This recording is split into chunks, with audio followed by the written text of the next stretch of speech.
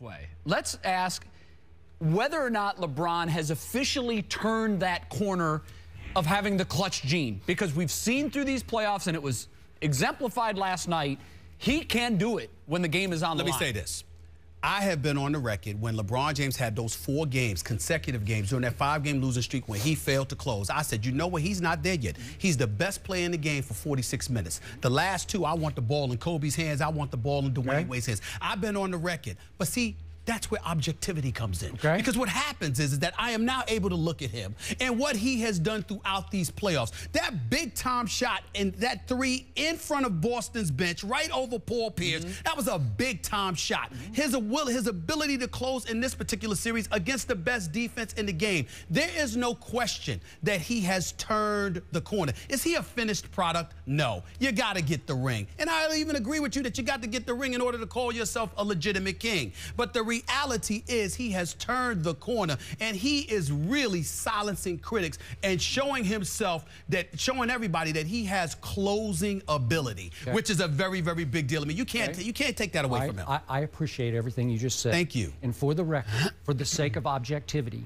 I tweeted late last night that in the house that MJ built, LeBron James had a late-game flurry, worthy of Michael Jordan. Wow. And that's big for me. That is big. That's a Thank you. That's a huge step for you. Now, but is there a but in there? I was afraid of that. Okay, I'm proud of you, Skip. What LeBron has turned is a late-game corner into a comfort zone because he chose to leave Cleveland and join forces with one of the best closers, if not the best closer, a proven clutch closer in Dwayne Wade, and a guy who is also proven to make a bunch of big late shots in Chris Bosh. He has really impressed me, as has LeBron. All those things you said were true.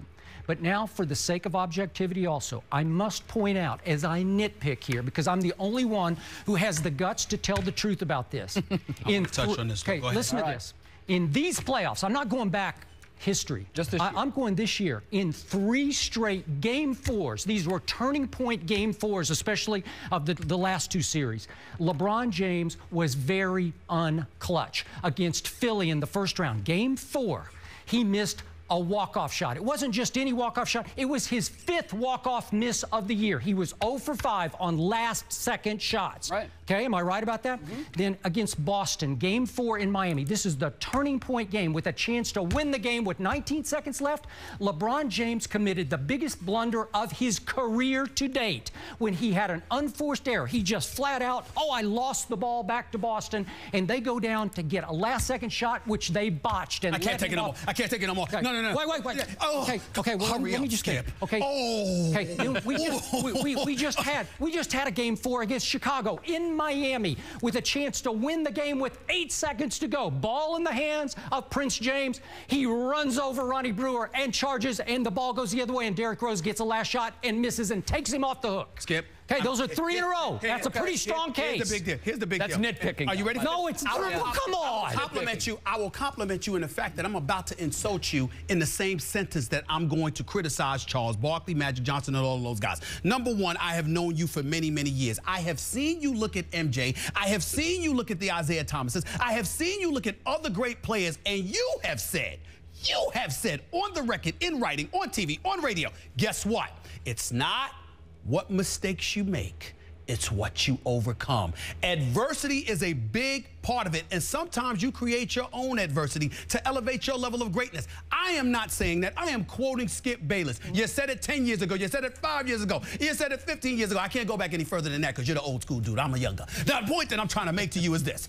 Those are the things that you said. Now you take into account, you want to bring up the fact that he's in Miami and he's with D. Wade, a closer, and Chris Bosh. Magic Johnson came into this league, had Kareem, had Worthy a year later, had Jamal Wilkes, had Byron, had Norm Nixon before he had Byron Scott, had Michael Cooper, Mike Thompson, everybody. What does this have to do with this? It has everything to do with it because everybody wants to be critical of LeBron James and the trio that he's helped formulate.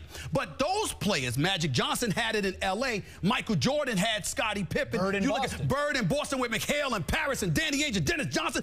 Don't get me started. The fact is, all of these guys had help. And my God, it's a crime. It is a crime, Jay. I don't know if you knew this. It's actually a crime not only for this guy to want help, but to want to go to South Beach to get it. I don't understand what is you people. There's nothing wrong with what he did other than the fact that he should have treated the Cleveland fans better. That's it.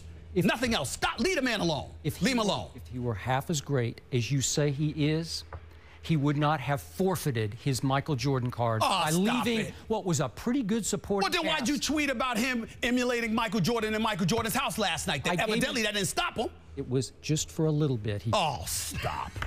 It's a start. It's a first step for Skip. It's a 6-step process, and he's getting there. How about 12 steps?